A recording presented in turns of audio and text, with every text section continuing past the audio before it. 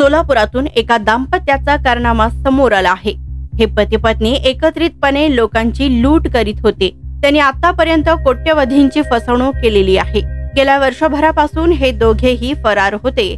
अखेर त्यांना तमिळनाडूतून अटक करण्यात आली।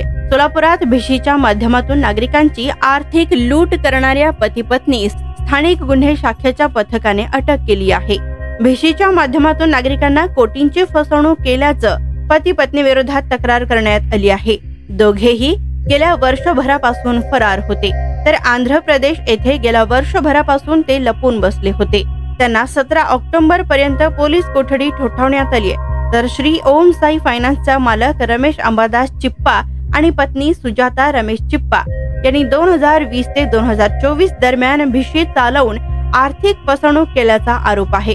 यावेळी श्री ओम साईनाथच्या माध्यमातून जवळपास 131 ठेवीदारांकडून 2,69,19,000 रुपयांचे आमिष दाखवून ठेवी ठेवल्या होत्या।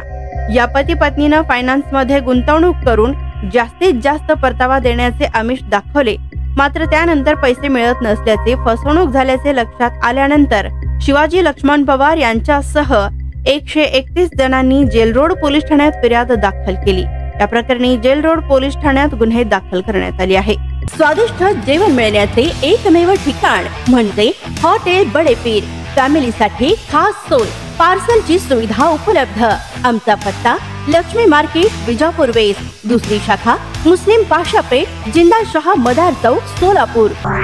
ताज्या घडामोडीसाठी पाहत रहा लोकराज्य न्यूज मराठी।